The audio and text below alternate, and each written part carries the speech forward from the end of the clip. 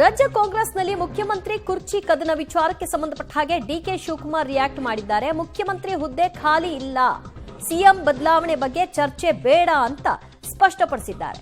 CM ಕುರ್ಚಿ ಗೊಂದಲಕ್ಕೆ ಈ ಮೂಲಕವಾಗಿ ಡಿಕೆ ಶಿವಕುಮಾರ್ ತೆರೆ ಎಳೆದಿದ್ದಾರೆ. ನಾಡಿದ್ದು ಸಿಎಂ ಮತ್ತು ಡಿಕೆ ಶಿವಕುಮಾರ್ ಹೈಕಮಾಂಡ್ ನಾಯಕರನ್ನ ಭೇಟಿ ಮಾಡ್ತಾರೆ. ವೇಣುಗೋಪಾಲ್ ಮತ್ತು ಸುರ್ಜೇವಾಲಾ ಜೊತೆಗೆ ಇಬ್ಬರು ಚರ್ಚೆಯನ್ನ ನಡೆಸಲಿದ್ದಾರೆ. ಈ ಮೀಟಿಂಗ್ ಸಿಎಂ ಬದಲಾವಣೆ ವಿಚಾರವಾಗಿ ಆಗತ್ತಾ ಅನ್ನುವಂತಹ ಪ್ರಶ್ನೆ ಸಹಜವಾಗಿತ್ತು. ಡಿಸಿಎಂ ಹೋದ ಬೆನ್ನಲ್ಲೇ ಈಗ ಮುಖ್ಯಮಂತ್ರಿಗಳು ಕೂಡ ನಾಡಿದ್ದು ದೆಹಲಿಗೆ ಹೋಗ್ತಾ ಇರೋದ್ರಿಂದಾಗಿ ಈ ಚರ್ಚೆ ಇನ್ನಷ್ಟು ರೆಕ್ಕೆ ಪುಕ್ಕ ಕಟ್ಕೊಂಡಿತ್ತು. ಈಗ ಅದಕ್ಕೆ ಅವರೇ ಕ್ಲಾರಿಫಿಕೇಶನ್ ಕೊಟ್ಟಿದ್ದಾರೆ. This is not the time to discuss any politics. There is no vacancy which has been created now. This is not the time to discuss any politics. There is no vacancy which has been created now. This is not the time to discuss any politics. There is no vacancy which has been created now. This is not the time to discuss any politics. There is no. ಇದು ಸಮಯ ಅಲ್ಲ, ಅಲ್ಲಿ ಯಾವುದೇ ರೀತಿಯಾದಂತಹ ಹುದ್ದೆ ಖಾಲಿಯೂ ಇಲ್ಲ, ಮುಖ್ಯಮಂತ್ರಿಗಳಾಗಿ ಮುಂದುವರಿತಾರೆ ಅನ್ನುವಂತಹ ಮಾತುಗಳನ್ನು ಡಿಕೆ ಶಿವಕುಮಾರ್ ಅವರು ಮಾತನಾಡಿದ್ದಾರೆ.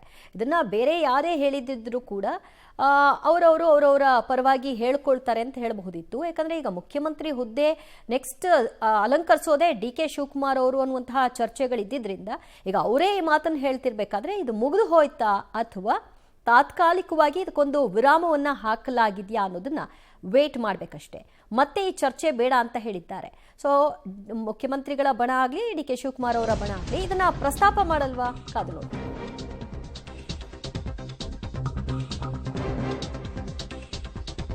ಇದರ ಜೊತೆಗೆ ಸಿಎಂ ಸಿದ್ದರಾಮಯ್ಯನವರು ನಮ್ಮ ಒಬಿಸಿ ನಾಯಕರು, ಸಿಎಂ ನಾಯಕತ್ವದಲ್ಲಿ ಪಕ್ಷ ಮುಂದುವರಿಯುತ್ತೆ, ಬಿಜೆಪಿ ಸಿಎಂ ಸ್ಥಾನಪಲ್ಲಟ ಟೀಕೆಗೂ ಡಿಕೆ ಶಿವಕುಮಾರ್ ತಿರುಗೇಟ್ ಕೊಟ್ಟರು. ಸಿಎಂ ಒಬಿಸಿ ಸಲಹಾ ಸಮಿತಿಯಲ್ಲಿ ಕೆಲಸ ಮಾಡ್ತಾರೆ, ಅದರಲ್ಲಿ ತಪ್ಪೇನು, ಪಕ್ಷ ಅವರ ಒಂದು ವರ್ಚಸ್ಸನ್ನ ಬಳಸ್ಕೊಳ್ತಾ ಇದೆ, ಹೀಗಂತ ಡಿಕೆ ಶಿವಕುಮಾರ್ ಅವರು ಪ್ರತಿಕ್ರಿಯೆಯನ್ನ ಕೊಟ್ಟಿದ್ದಾರೆ. ಮತ್ತು ಮುಖ್ಯಮಂತ್ರಿಗಳ ಹುದ್ದೆ ವಿಚಾರವಾಗಿಯೂ ಕ್ಲಾರಿಫಿಕೇಶನ್ ಕೊಟ್ಟರು. On 15th, a team of our OBC leaders are coming to Karnataka, and KPCC is also conducting hosting them to conduct a meeting, and my CM is taking a lead on that issue, though he is not the chairman, but he is the important leader of this country, who is the present chief minister. He will also contribute in his own way to strengthen the Congress party on the backward class issue. He is one of the leader of the backward class. So Congress party definitely would like to encash his leadership and his strength to the Congress party in the country. On 15th, a team of our OBC leaders are coming to Karnataka, and KPCC is also conducting ಮುಖ್ಯಮಂತ್ರಿಗಳನ್ನ OBC ಸಲಹಾ ಸಮಿತಿಯ ಸದಸ್ಯರನ್ನಾಗಿ ಮಾಡಿದ ಬೆನ್ನಲ್ಲೇ ಇದನ್ನ BJP ಅಸ್ತ್ರವಾಗಿ ಬಳಕೆ ಮಾಡಿಕೊಳ್ಳೋ ಮೂಲಕವಾಗಿ ಈಗ ಸಿದ್ದರಾಮಯ್ಯನವ್ರನ್ನ ನಡೆಸ್ಕೊಳ್ಳೋದು, ಹಿಂದುಳಿದ ನಾಯಕನನ್ನ ಕಡೆಗಣಿಸಲಾಗ್ತಾ ಇದೆ, ಅವರನ್ನ ರಾಷ್ಟ್ರ ರಾಜಕಾರಣಕ್ಕೆ ಕಳಿಸಲಾಗ್ತಿದೆ ಅನ್ನುವಂತಹ ವಿಚಾರಗಳನ್ನೆಲ್ಲ ಮಾತನಾಡಿದ್ರು. ಅದಕ್ಕೆ ಡಿಕೆ ಶಿವಕುಮಾರ್ ತಿರುಗೇಟ್ ಕೊಟ್ಟಿದ್ದಾರೆ. ಕಾಂಗ್ರೆಸ್ನಲ್ಲಿ ಸಿಎಂ ಕುರ್ಚಿ ಕದನ ವಿಚಾರ, ಈ ವಿಚಾರವಾಗಿ ಸಿಎಂ ಬದಲಾವಣೆ ಮಾಡೋದು ಹೈಕಮಾಂಡ್, ಹೀಗಂತ ಸುರ್ಜೇವಾಲಾ ಹೇಳಿಕೆಯನ್ನ ಕೊಟ್ಟಿದ್ದಾರೆ. ರಾಜ್ಯ ಕಾಂಗ್ರೆಸ್ ಉಸ್ತುವಾರಿ 2ನೇ ಸುತ್ತಿನ 1-to-1 ಮೀಟಿಂಗ್ಗೆ ಇವತ್ತು ಬಂದಿದ್ದಾರೆ. ಸೊ ಈ ಹಿನ್ನೆಲೆಯಲ್ಲಿ ಮುಖ್ಯಮಂತ್ರಿಗಳ ಬದಲಾವಣೆ ವಿಷಯವಾಗಿ ಅವರು ಮತ್ತೊಮ್ಮೆ ಒಂದು ಸ್ಪಷ್ಟನೆಯನ್ನ ಕೊಟ್ಟಿದ್ದಾರೆ. ಜನರ ದೃಷ್ಟಿಯಿಂದ ಅವರು ಕರ್ತವ್ಯವನ್ನ ನಿರ್ವಹಿಸ್ತಾ ಇದ್ದಾರೆ, ಸಿಎಂ ಬದಲಾವಣೆ ಬಗ್ಗೆ ಮಾತನಾಡುವಂತಹ ಅಗತ್ಯತೆ ಇಲ್ಲ ಅಂತ ಸ್ಪಷ್ಟಪಡಿಸಿದ್ದಾರೆ.